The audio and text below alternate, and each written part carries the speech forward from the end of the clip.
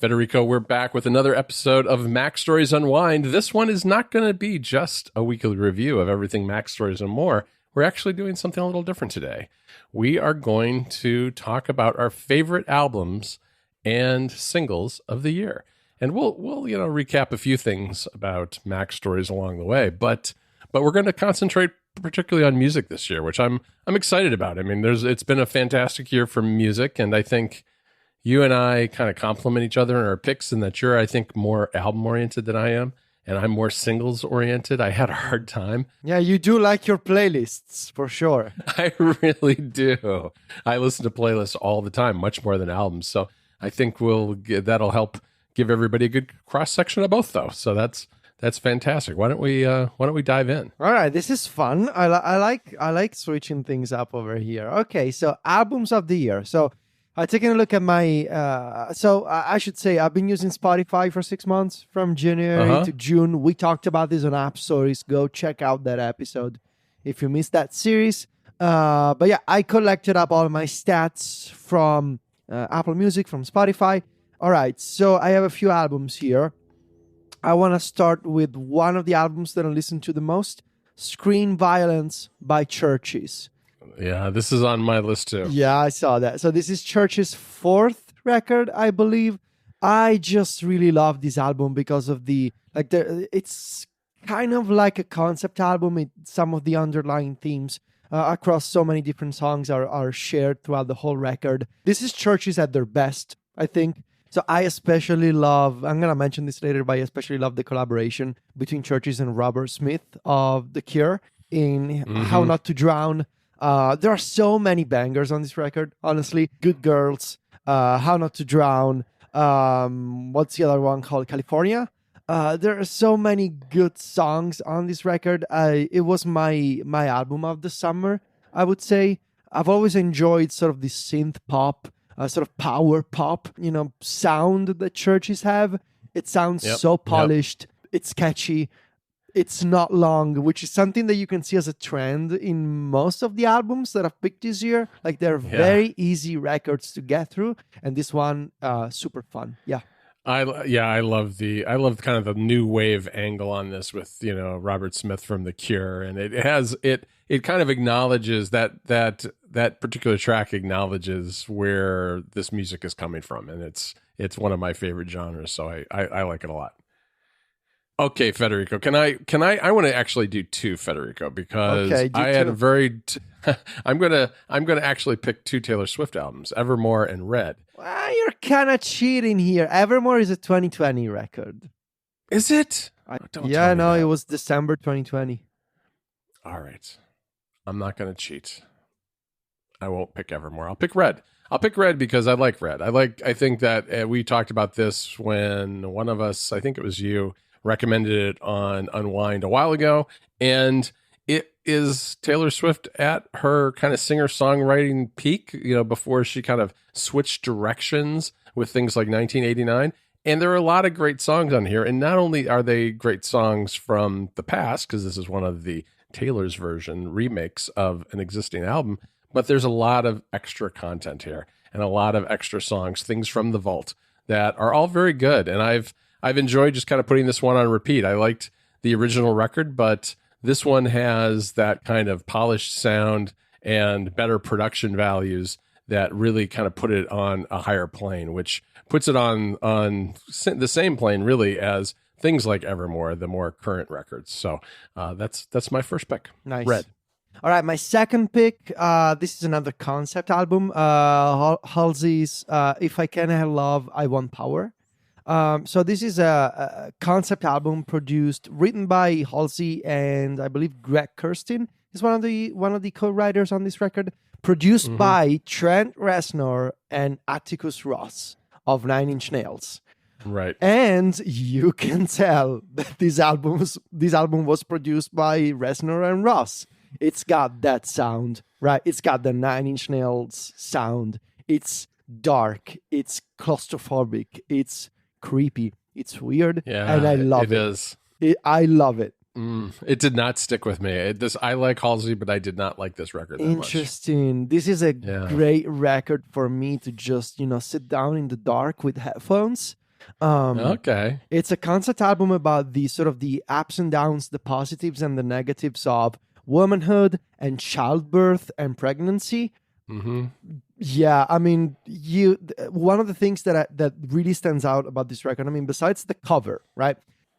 What really stands out, I think, is that sense of it's just her.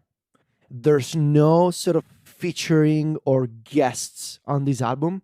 And True. that sort of contributes to that sense of claustrophobia. Like it's just Halsey and the music by Ross and Reznor and sort of that electronic, sort of gritty, dark vibe from this album. It really works for me. It's very different from her previous work. It's sort of like imagine Halsey meets, sort of like grunge pop or like heavy industrial sort of Mm-hmm. music. Yeah, it's extremely my jam. It's very different from all my other picks. And yeah, if you like Trent Reznor and Atticus Ross, like the work that they've done, for example, on the soundtrack of the Social Network movie a few years ago, go check this out because it's very Reznor-y. I love it. Yeah, it definitely has that Nine Inch Nails vibe. And I think, honestly, that's probably what turns me off a little bit because while I like some of Trent Reznor's stuff, I'm not a huge fan. Okay. All right. My next pick is Sour by Olivia Rodrigo. This is also one of mine. Okay. Yes. So we should talk about this one together because I have, if you haven't noticed over the course of many Unwind picks, I definitely have a very soft spot for pop and catchy pop. And this album just has a million great songs on it. I love this entire album. There's very few that are just like ones that I would ever skip over. This album has obviously taken the world by storm. Olivia Rodrigo earlier this week won 3 of the Apple Music Awards for, what was it? It was Album of the Year, Newcomer of the Year, and something else. And in any event, it was three different awards. It's kind of swept through the Apple Music Awards. And yeah, this is one that I listened to a lot all summer long. Yeah, I mean, of course, there's Driver's License right in here, which is Yeah, I like Deja Vu. I like Deja Vu is one of my favorites. I like Trader. I like Good For You. And I especially like how that's a good one. She credited Hayley Williams and Josh Farrow of Paramore as co-writers because of the very obvious influence of Misery Business by Paramore on this song. I mean, it's basically the same chorus, really. It's very similar, yeah. I think that I would also, even though it's not on my list, that Hayley Williams' album this year was also very good, and it's not on our list, but that's worth listening to too. Petals for Armor Part 1 and 2, I believe it's. Yes, yeah. Very good. I couldn't get into that solo Hayley Williams stuff. I don't know why. Maybe I wasn't in the right mood then. I don't know. But yeah, Olivia Sour, very good pick. Very likely candidate for sort of sweeping any kind of awards that are coming up. The Grammys and everything. Yeah, definitely. I am going to pick Adele.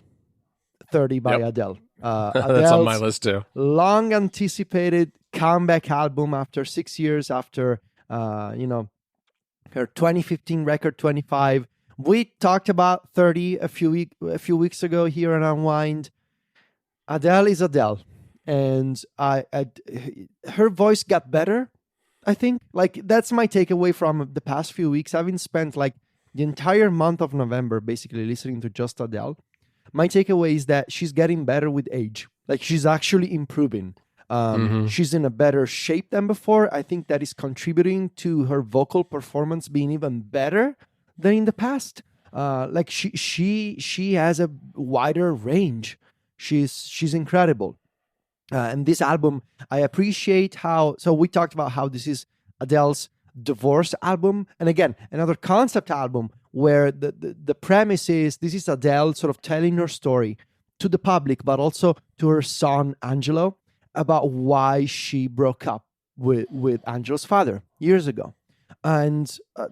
I appreciate the variety that Adele tried to bring on this record in tracks like "Can I Get It," for example. Very different from Adele's previous work. Or "Oh My God," like another track where she tries to do pop stuff, for example. But then you have the sort of Elton John inspired "I Drink Wine" You got the closing track, sort of like a reference back to Amy Winehouse, "Love Is a Game." Of course, Amy Winehouse used to sing "Love Is a Losing Game." Adele is closing the album with "Love Is a Game." You got the Elton John inspired. I mentioned that "I Drink Wine." You got one of the most incredible vocal performances I've heard in recent years, but I also think in my life, on "To Be Loved." I love this album. This is those records where I just put on the first track and I just let it play until the last Yep, one. yep. So yeah, I love this album. Yeah, it's a great album. I don't think I have anything to add to that. It is definitely on my list as well. But I'm going to move on to an album that I think a lot of people may not have heard of, which is "Hurt Is Boring" by Fan Club Wallet. That's all one word. And it's an EP. It's a very short album, but I just love it because it's got these catchy hooks and upbeat tempos and a lot of guitar-driven songs that are they're the kind that I listen to. They're great for driving around in the car and I don't know, getting you kind of pumped up for the day. I love these songs, and it's an album that came out of nowhere. I don't know where I first listened to it. Probably I listened to a single on one of the Apple Music alternative playlists, heard this, and then listened to the whole thing. And there are a lot of great songs on here, so I would highly recommend checking out "Hurt Is Boring." I think that maybe this was a pick at one point on Unwind, but if you haven't listened to it yet, go for it. Possibly. Silk Sonic, "An Evening with Silk Sonic." Yeah. Silk Sonic is the incredible combination of Bruno Mars and Anderson .Paak. They are just out of this world together. They have done their debut album as a duo, which is a sort of like a throwback album to the funky and R&B sounds of the late 70s. Sort of like, that glossy, warm, fuzzy era of R&B and funky, and it's such a polished record. I was reading an interview in Rolling Stone a few weeks ago about how this record has been in the works for like 4 years, and it's just 8 songs, but they are polished to perfection. You probably have heard "Leave the Door Open" on the radio, and that's such a good song. It's a fun song, but there are other tracks on this record that I would recommend listening to because they're likely very different from anything you've heard on the top charts lately. I would say go check out "Fly As Me" or "After Last Night." "After Last Night" featuring Thundercat, and the sort of the intro, the present, like there's Bootsy Collins serving as voiceover on this record, which is really fun. "Skate." I mean, all the songs on this album are incredible. They have obsessed over the smallest detail, like a particular type of mellotron to use, or a particular drum kit, or a specific model of a marimba from the 70s, like that sort of stuff, which is just incredible to me. Like, I love having that kind of obsession, and it shines through. So this is a fun record that you can get through in 30 minutes. It's literally 9 tracks. The first one is a 1-minute intro. So it's 30 minutes of pure sonic bliss by Silk Sonic. I mean, it's right there in the name. So yeah, this is one of my album of the year contenders. Yeah, it's a fantastic album. I haven't listened to it enough to really have picked it, but I did enjoy it the couple of times that I've listened to it. I'm going to go with one that I think you came to very late in the year, that has been out for quite a while, though, in 2021, which is "If I Could Make It Go Quiet" by Girl in Red, right? This is a fantastic album. "Serotonin" is one of my favorite songs of the year. It's on my singles list. But there are a lot of other good tracks here. There's "Rue," there's "I'll Call You Mine." There's just a bunch of great songs here and I love the vocals. I don't know. If you haven't run into this one, it's kind of, I guess you'd call it an it's in the Apple Music alternative category. Yes. Definitely worth checking out. Pale Waves, "Who Am I?" Ah, yes. I love this album because it takes me back to the sound of pop rock from the late 90s. This, I believe, is Pale Waves' second record. I never listened to the first one. They came out of nowhere. They remind me of I don't know, but I can hear the sound from the late 90s, for like Avril Lavigne, for example. Like that sort of influence is Oh, in that's there. true. Yeah. You Yeah, can I can hear hear that too. that it's got that sort of MTV generation sound, if you will, that sort of pop rock that you don't see in Yep. the top charts anymore. You don't see, it's a genre from a different era.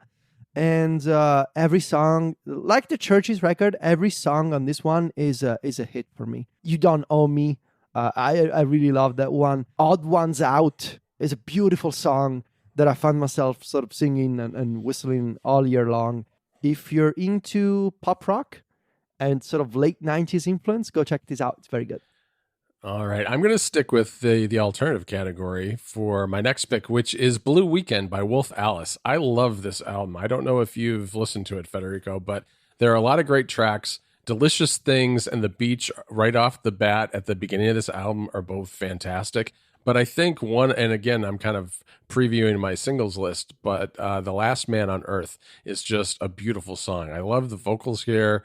The entire album, top to bottom, is really solid. And Wolf Alice is a group that's been one of my favorites for a while, but this album I think is really them at their peak. And then recently, not I don't know when this came out, very very recently came out. I guess it came out at the end of October. There's a tour deluxe version. So if you've already listened to the album and you want more, there are 5 more tracks, which are the pool sessions that you can listen to, which are kind of like acoustic and live versions of some of the tracks on the album. So definitely worth checking out. All right. My next pick is Oasis live at Knebworth 1996. Oh yeah, this This is so good. is the reissue, sort of properly mixed version of Oasis' historic performance at Knebworth Park in the UK in 1996, 25 years ago.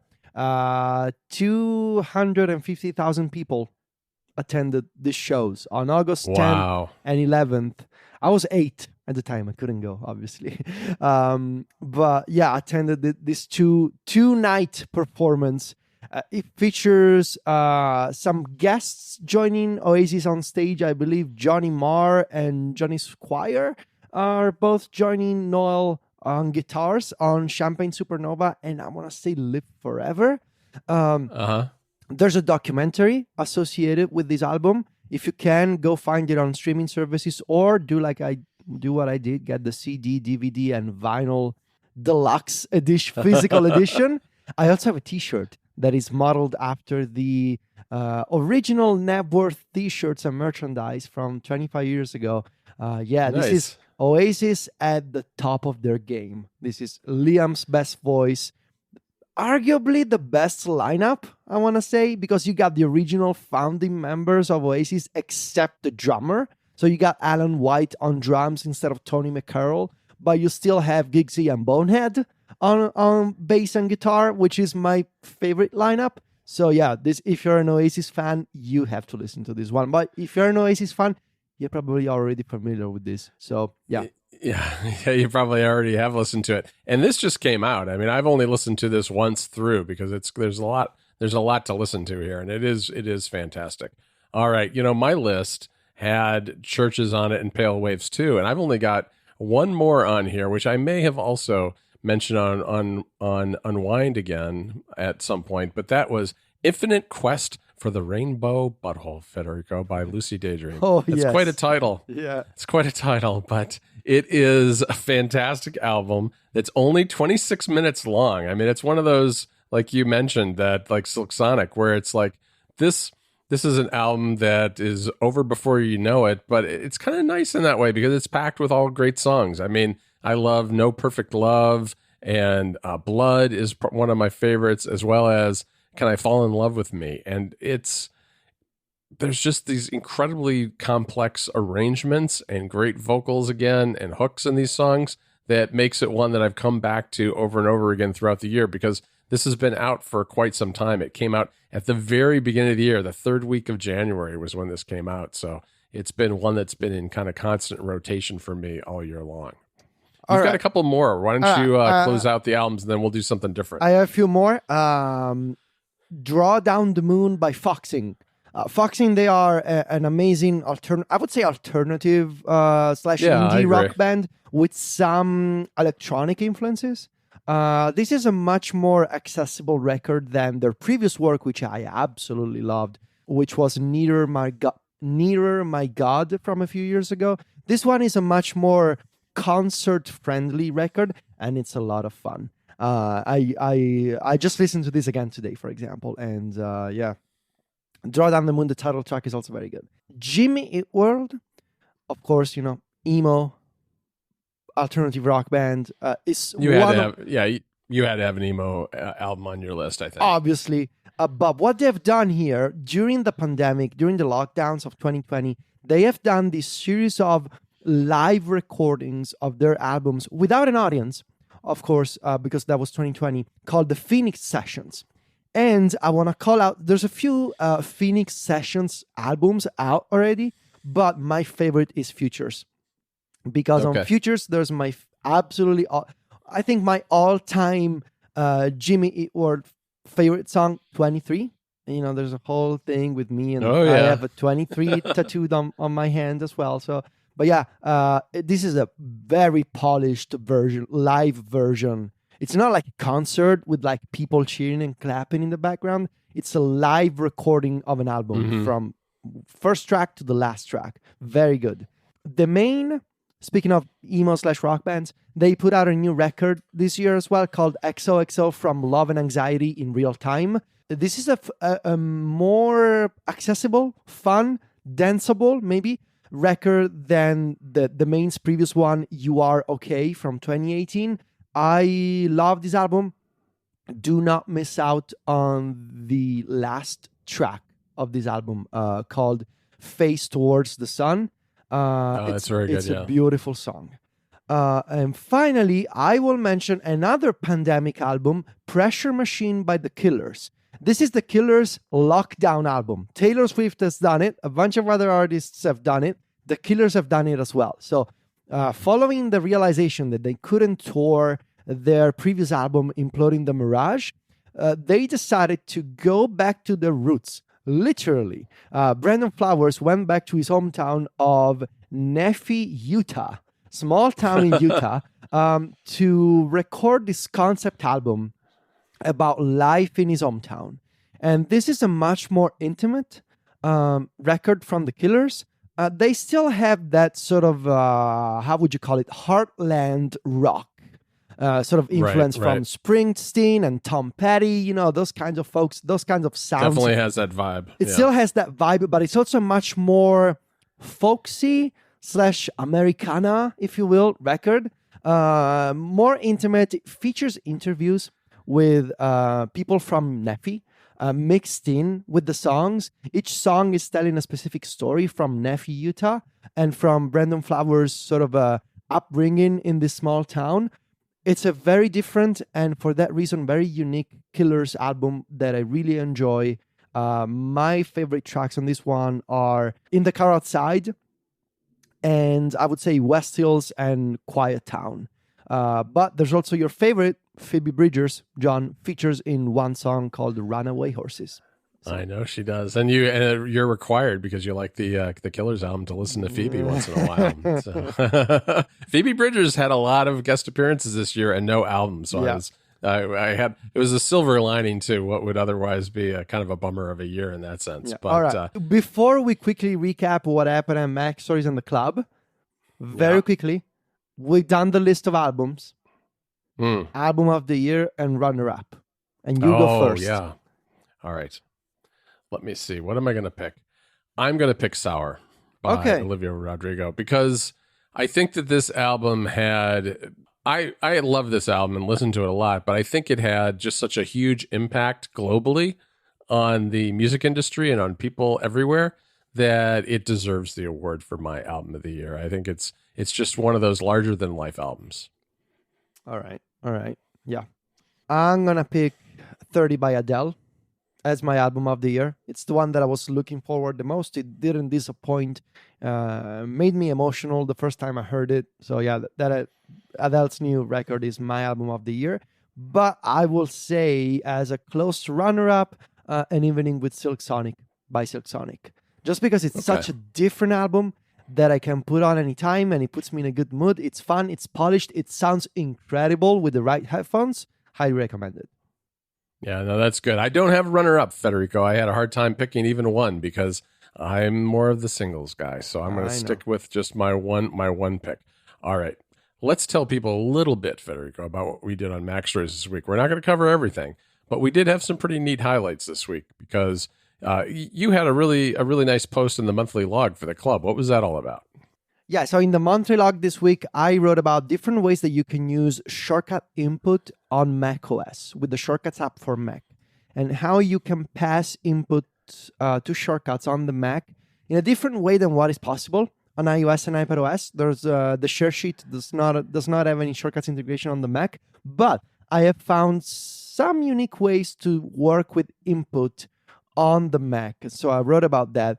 And while I'm on the topic of what I did for the club, in Mac Stories Weekly, I shared my iPhone home screen with a complete look at my Today page, my primary home screen, and the special focus modes that I'm using for dedicated activity-based home screens. Very nice, very nice. I had a couple of different stories about shortcuts this week too. One on Mac Stories and the other one for club members. And they all were revolving around utility shortcuts for processing a bunch of other shortcuts to turn them into things like Very meta. Apple scripts. Yeah, super meta. Turn them into Apple scripts, turn them into applets, and to make pop clip extensions for the Mac. So I shared a couple of those on Mac Stories, a couple with club members. And that was a lot of fun. I had been working on those on and off since I was in Europe when I was sitting at a pub having a beer and working on shortcuts, as you do when you're on vacation. We had a couple more things, Federico, I want to mention very briefly. Jason Tate over at Chorus FM made this really cool desktop now playing device. It's a little Raspberry Pi based 4-inch screen that while he's listening to music, it just displays what he's listening to. And when he's not listening, it shows him some stats from Last FM. It's a really neat little weekend project that I don't know. It's the kind of thing that I love to see. And he has all the details if you want to build one yourself. Yeah, I want to. I know. Well, maybe we'll do that sometime. And then also next week, I want to preview that we're continuing our Obsidian series on app stories. And we're going to talk all about the core plugins that come with the app by default, but can be turned on and off and tweaked to your liking, because that's what Obsidian is all about. Okay, Federico, let's move into the singles because we got a long list here. And I actually broke mine into two sections. I was wondering if you would wonder what that line was all about there. Yeah, I just thought you ran over the limits of the page. I don't know. No, well, all right. So if you look at the style of these songs, the first group are kind of the mellow songs. These are the just chilling out songs, and the other ones are all really upbeat, fun songs. So most of them fall into that second category, but I have kind of these quieter, more melodic songs at the top that I want. I don't know. I've just felt like I was going to go with all just the upbeat, fun ones, but then there were some of these in the other category that I just couldn't pass up mentioning. And I can't, I guess, mention Champagne Problems by Taylor Swift because that we have decided is a 2020 album. So I am going to delete Taylor Swift. No, it's not that we have decided. It is a 2020 album. All right. I don't know how I forgot that. I guess it was a December album or so. I don't know. Anyway, it was a long time ago at this point. Let me start though. Let me start with with All Too Well by Taylor Swift, which is, and not just any All Too Well. This is from Red, of course. And this is the song that there's a version that's, I guess, what is it? Is it 10 minutes long, roughly, on the album? But this is the one that is called the Sad Girl Autumn version. And it's a lot quieter and more acoustic, I guess, is what I would say in its mix. It's really, really nice. And it just came out a couple of weeks ago, and I've listened to it quite a bit and enjoy that one a lot. I think it's better than the one on the album, really. Very nice, very nice. Why don't you go through? I think for the singles, for the songs, we should go through the list because I have the whole list. All right. Yeah, why don't you go through your list and then I'll go through mine. All right, let me power through this. The next one is, of course, I had to have Phoebe Bridgers on here somewhere, Of Federico. course. And this is a song called That Funny Feeling, which is actually off a comedy album. It's a cover of a comedy album song that is just really nice. It was done as an acoustic on stage version as concerts were starting again and recorded and released. And it's one of my favorites. Then there's Solar Power. I really thought long and hard about whether I was going to have this Lord album on my best album list, but I decided to just go with Solar Power single instead. Really terrific song. We've talked about that album before on Unwind. And then Last Man on Earth, which I also discussed a little bit because that's a Wolf Alice song from the album that I have on my list. And that kind of rounds out my mellow list. It's a very short list of just those 4 songs. But when you get to the upbeat stuff, the first one at the top is one of the songs that I've been enjoying since I think it came out in the early summer, which is Spinning by No Rome, Charlie XCX, and the 1975. And this is just a great collaboration. It's a very, in some ways, kind of an unexpected collaboration, but it works really well. All 3 of these artists work really well together, and a really fun dance song.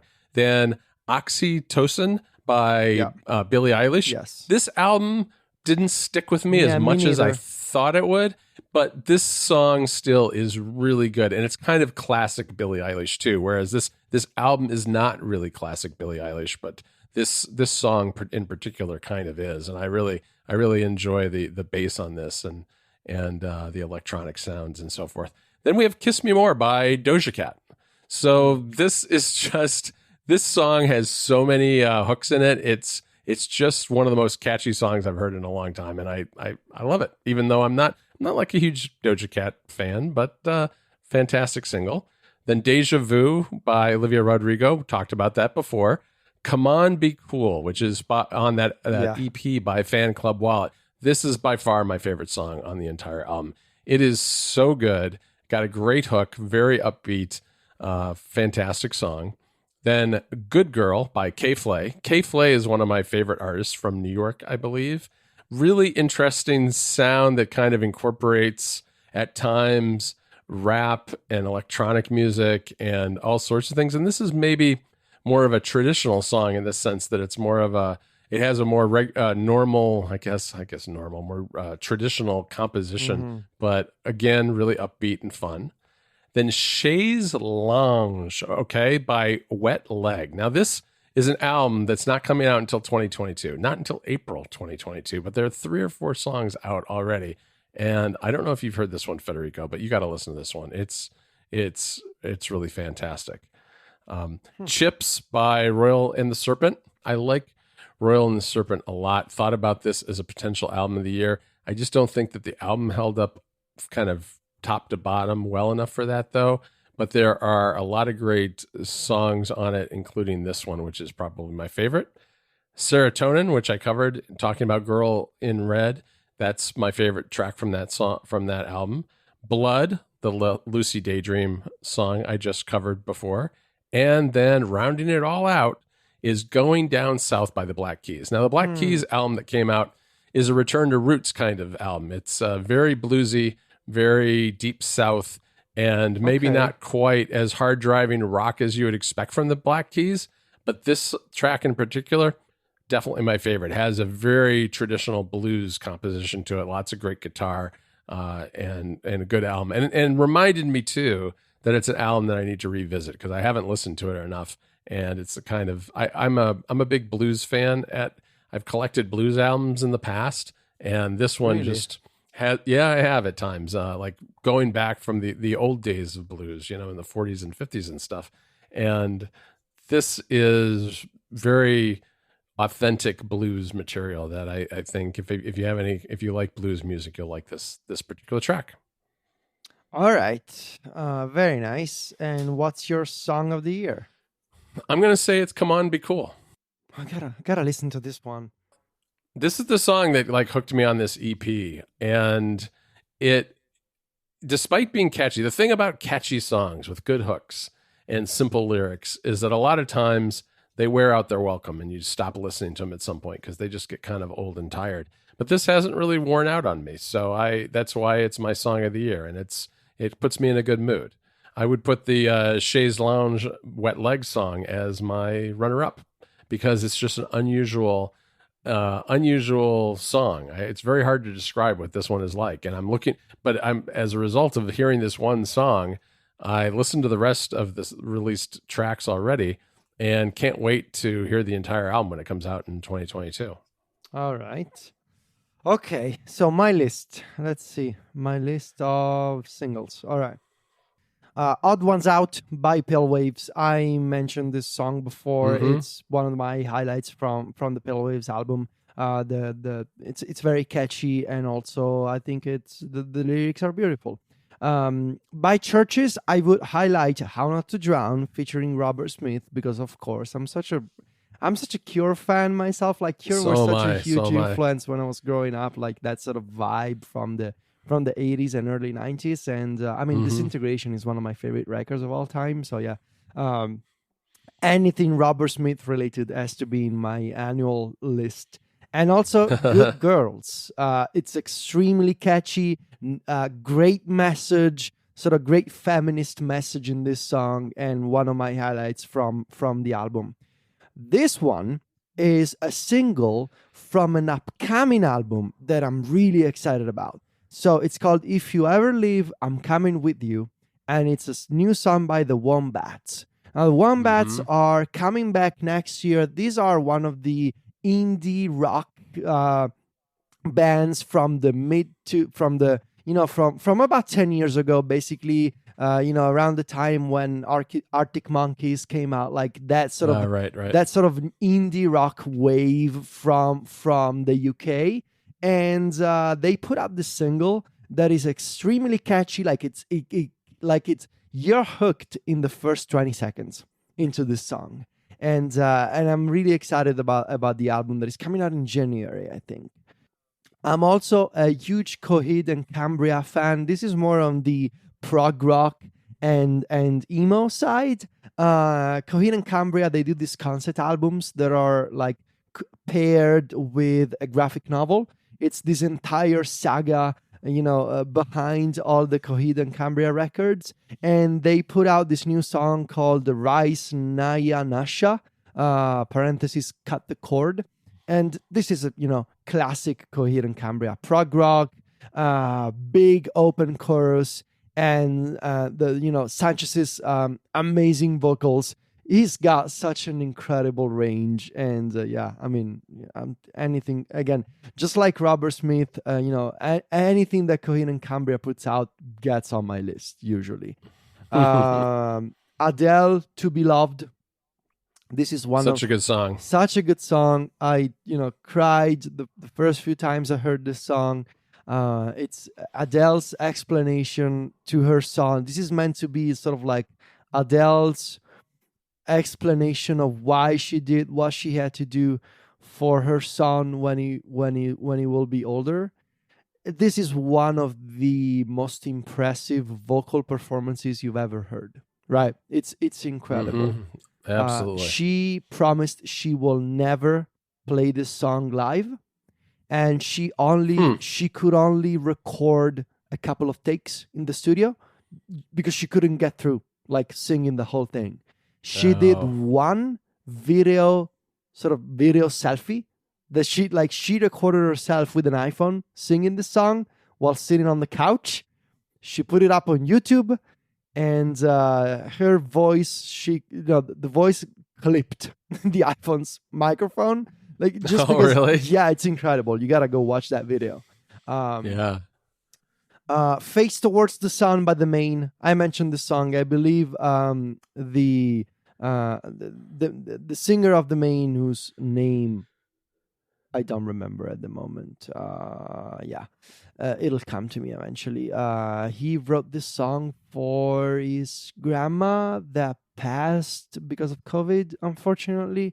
And it's beautiful song. Very reminiscent of The Main's previous work on You Are Okay. It's got that sort of emo rock style. Yeah, I really like this one. Big Red Machine. These are another duo, Justin Vernon of Bon Iver and Aaron Dessner from The National.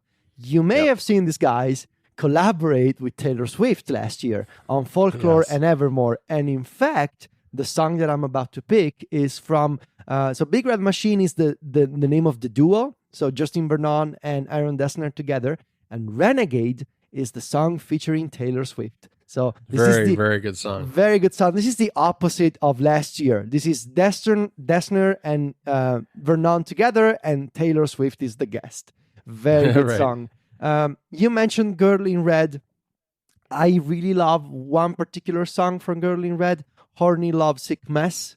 It's just such a fun song, and it's very catchy, and I love the lyrics. I need to listen to Girl in Red more because, as you mentioned, I discovered her toward the end of 2021, but this one really stands out to me. And Serotonin, right? But I wanted to call out this one. Next one is fun. Santana is back. And Santana, Carlos Santana put out a song with Rob Thomas and the American Authors. So it's called Move, and it's basically the follow-up to Smooth from 2000 and, I don't want to say 2001, maybe. But yeah, Move. I mean, it's Santana and Rob Thomas. It's exactly what you expect. It's got that sort of Southern America sound mixed in with blues and hard rock and pop. Mm-hmm. It's fun. It's Santana. If you like Santana, you're gonna like this one. The video is quite good too. So I haven't check seen out the it. video. Okay. Olivia Rodrigo, Driver's License. I mean, obviously, that's the, right? the song that took the world by storm, right? It's the song that took over the entire planet at the beginning of 2021. Still stuck in my head. I mean, I don't know what else to say about Driver's License. And lastly, I will mention Leave the Door Open by Bruno Mars, Anderson .Paak as Silk Sonic. And I mentioned this one, and I'm going to cut right to the chase. This is my song of the year. I will say that Adele is my album of the year, but Leave the Door Open is my song of the year, with To Be Loved by Adele as runner-up. And I mentioned this song because it was this song that, like, the first time I heard it on the radio, it was unlike anything I had heard in the past few years. I was like, what are they doing? And all of these Silk Sonic songs, they have this quality to them. The first time you hear them, you're like, wait, what? The second time you hear them, you're like, okay. And the third time you hear them, you're like, oh, I'm in love with this one. It's like they grow on you. But the first time you hear them, it's a bit of a shock because we haven't had this kind of genre on the radio, on TV in a few years, right? It's very different. It's not like something. It's just it's definitely out of the norm for these days. It's so stylish and funny and ironic and glossy and polished and warm at the same time. So yeah, Leave the Door Open by Silk Sonic is my song of the year, with To Be Loved by Adele as runner-up because it's such an incredible vocal performance that is up there with, Aretha Franklin or Whitney Houston for me in terms of just sheer vocal quality and out of this world performance. Yeah. Well, the winners of album and songs of the year, they can expect their awards in the mail any day now with the Mac Stories logo embedded. Adele, get ready. Here it comes. Got a package coming your way. Bruno Mars got a package straight from and Olivia Rodrigo, it's going to put it right up there on the wall next to her Apple Music Awards. I know, right? Ours is much more prestigious because so few copies are made every year. So that is true. That is true. All right, Federico, that was a lot of fun to do. And we're going to have a couple of more special episodes before we take a little break for the holidays. So we're gonna continue this with other categories. And you can, of course, find the two of us over at macstories.net. Federico is on Twitter and Instagram, where he's at Viticci. That's VITICCI. And I'm at John Voorhees. JOHNVOORHWS. Talk to you next Friday, Federico. Ciao, John.